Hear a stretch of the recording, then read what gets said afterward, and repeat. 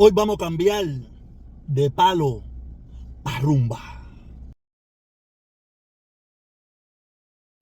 En el día de hoy yo tenía tres temas para hablar muy interesantes. Pero sucedió algo muy importante que para mí creo que es, para mí es más importante. Porque hemos vivido engañados, nos han mentido, nos han dicho muchas cosas que son falsas o que no se acercan mucho a la verdad. Estoy seguro que usted dirá, ¿y ahora con qué locura viene protesta? Y el protesta siempre viene con mucha locura porque yo tengo mi propio pensamiento, ¿no? Y yo estaba escuchando hoy un programa de radio donde estaban entrevistando al hijo de un doctor del ejército de Batista que estaba en el tren blindado. Ese tren blindado que fue tomado por el Che en no sé qué provincia, se me olvidó ahora. No, como no era el tema que quería hablar, el tema que quería hablar eran estos tres temas que tengo aquí en la mano. Tú sabes, no lo tomé, pero cuando me puse aquí adelante dije, no, coge, este tema es más importante. Donde él estaba explicando, y vamos a la lógica de todo esto, porque a veces perdemos la lógica, ¿no? Y la lógica me dice a mí que como un grupito de cubanos, que eran muy valientes, no lo voy a negar que esos cubanos eran súper valientes, pudieron derrocar a un ejército que aunque no tenían las mejores armas en su momento, porque el gobierno de Estados Unidos bloqueó la venta de armas a Batista, pero como quiera que sea, era un ejército preparado con muchísimas mejores armas, con aviones, con tanques, con trenes, con todo. ¿Cómo ese ejército, un ejército profesional, pudo ser derrotado por un grupito? Porque la realidad era que era un grupito.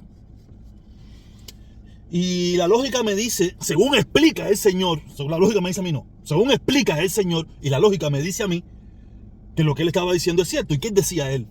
Me decía él que en Cuba habían muchos sectores de la población a todos los niveles que estaban muy descontentos con lo que estaba pasando con Batista. Y entre ellos el ejército también. Había muchos militares que estaban completamente descontentos con la corrupción, con muchísimas cosas feas que estaban pasando dentro del ejército de los Estados Unidos. Y no solamente los militares, los ricos, la clase media, los pobres, porque veían que el país, aunque el país caminaba, no como ahora que el país va para atrás. O sea, el país caminaba, pero había mucha corrupción, había muchas cosas feas pasando. Y esa gente estaban descontentos. ¿Y cuál era el otro factor? Que había un grupito de cubanos valientes que estaban proponiendo una verdadera democracia.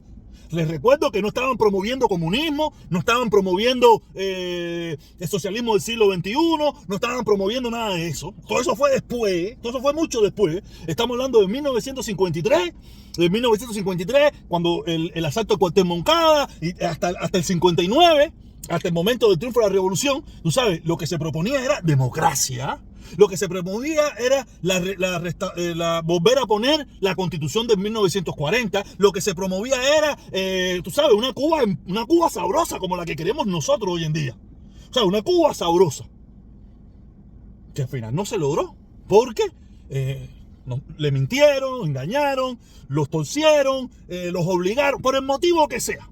Vamos a ponerlo así, por el motivo que sea, tomaron otro camino. Todos sabemos los que se opusieron a esas personas que tomaron ese camino, ¿qué fue lo que le pasó? Muchos fueron fusilados, otros les metieron 20 y 30 años presos, otros tuvieron que exiliarse. Pero antes de 1959 lo que se promovía era una verdadera democracia. Y ahora vamos a volver al tema, que el tema es sobre el tren.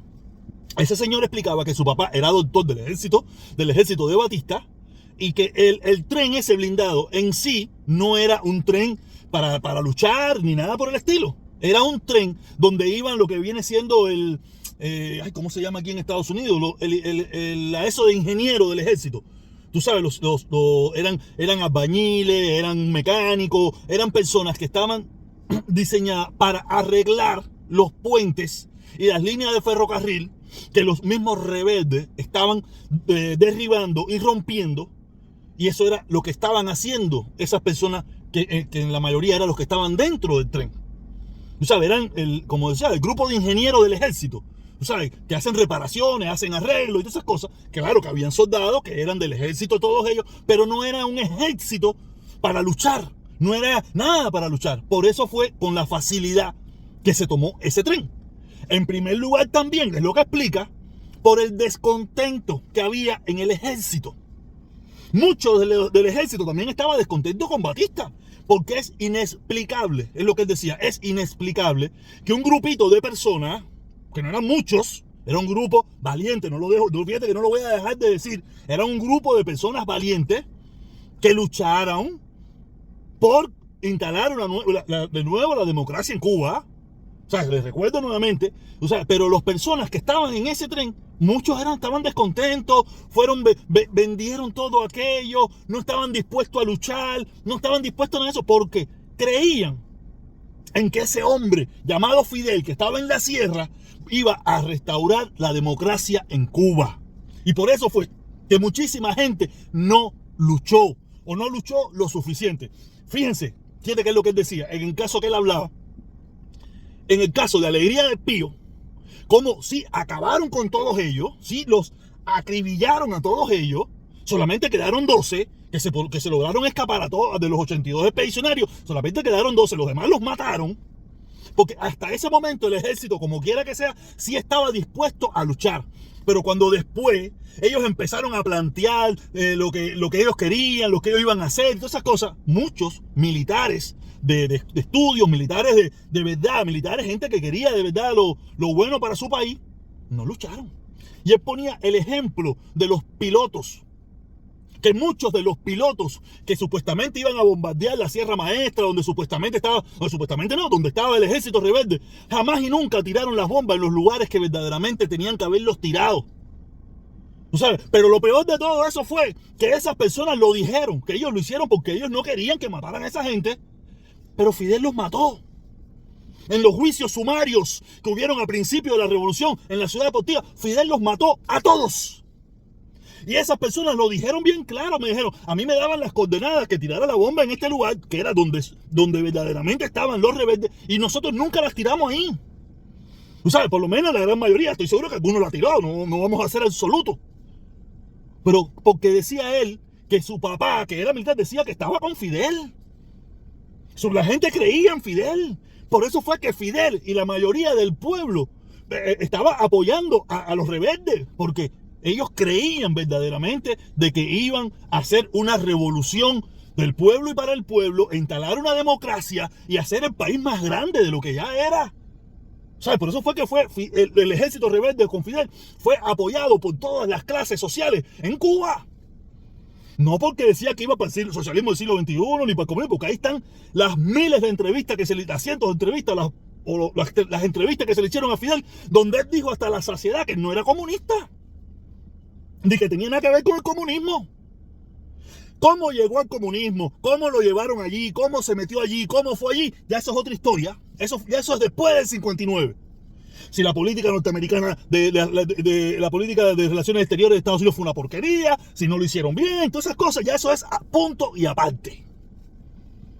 Pero analícelo, tiene lógica. ¿Cómo un ejército profesional puede ser derrotado por un grupo de gente?